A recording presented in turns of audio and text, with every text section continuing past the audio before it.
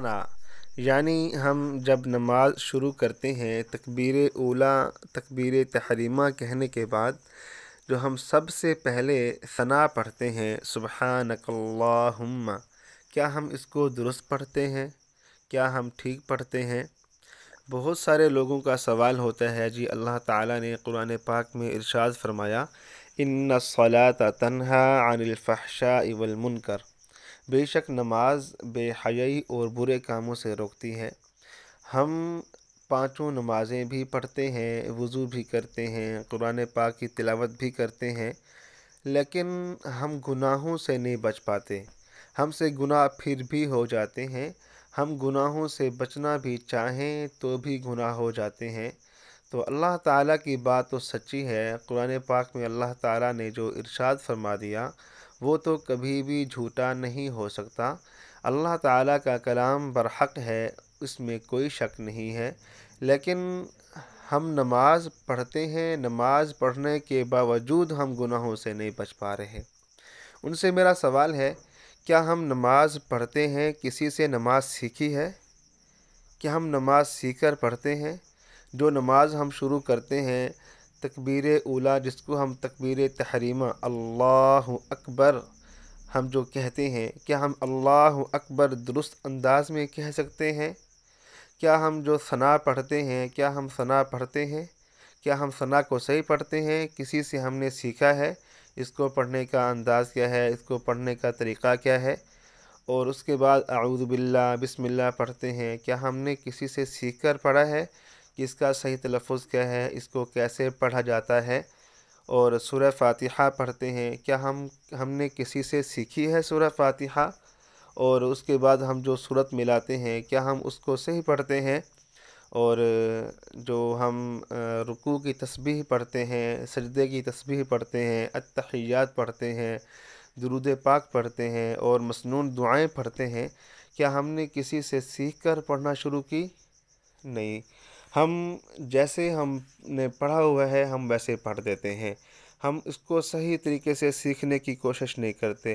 جب ہماری نماز میں جان ہی نہیں ہوگی، جب ہماری نماز میں طاقت ہی نہیں ہوگی، جب ہماری نماز میں درستگی بھی نہیں ہوگی، تو وہ نماز ہمیں گناہوں سے کیسے بچا سکتی ہے؟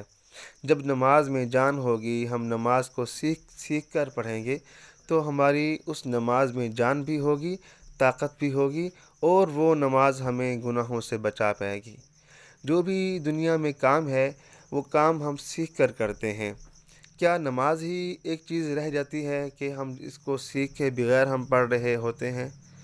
تو آج ہم ثنا کو پڑھنے کا صحیح طریقہ سیکھیں گے، اور میں پڑھتا ہوں کہ صحیح کیسے پڑھتے ہیں، اور اگر آپ صحیح پڑھتے ہیں تو فبیہا ماشاء اللہ، اللہ پاک اس میں برکت دے۔ اگر آپ صحیح نہیں پڑھ سکتے تو اس کو بار بار سنیں اور اپنی زبان سے بار بار دہرائیں، تو انشاءاللہ بہت فائدہ ہوگا، آپ سیکھ جائیں گے۔ تو میں ثنا کو پڑھتا ہوں، ثنا کو صحیح طریقے سے پڑھنے کا کیا طریقہ ہے سنیے گا۔ سبحانک اللہم، سبحانک اللہم۔ سبحان میں ہا جو ہے، ہم نے ہا کو صحیح طریقے سے پڑھنا ہے، اور اللہ کا جو لام ہے ہم اس لام کو پر یعنی موٹی آواز سے پڑھیں گے۔ سبحانک اللہم وبحمدک وتبارک اسمک وتعالی جدک ولا الہ غیرک۔ اور ہم جب ثنا پڑھتے ہیں ہماری ثنا میں کافی ساری مسٹیکس ہوتی ہیں، ہم بعض دفعہ پڑھ رہے ہوتے ہیں سبحانک اللہم، ہم ہا نہیں پڑھتے اور اللہ کے لام کو پر آواز یعنی موٹی آواز سے نہیں پڑھتے، اور وبحمدک، اور ہم وبحمدک کی دال کو کھینچ رہے ہوتے ہیں اور کاف کو ہم کھینچ کر پڑھ رہے ہوتے ہیں، اور آگے وتعالی جدک ہے، اور ہم اس کو یوں پڑھ رہے ہوتے ہیں وَتَعَالَ جَدُّكَ، وَتَعَالَ جَدُّكَ نہیں ہے، وَتَعَالَى جَدُّكَ، لام کو کھینچنا ہے، وَلَا إِلَٰهَ غَيْرُكَ، تو ہم کیا پڑھتے ہیں وَلَا إِلَٰهَ غَيْرُكَ، تو غیرک نہیں ہے۔ تو ہماری ثنا میں کافی ساری مسٹیکس ہوتی ہیں، کافی ساری غلطیاں ہوتی ہیں، ہم اس کو درست کریں اور ہم ثنا کو درست اور صحیح طریقے سے پڑھیں تو انشاءاللہ ہماری نماز بھی اچھی ہو جائے گی۔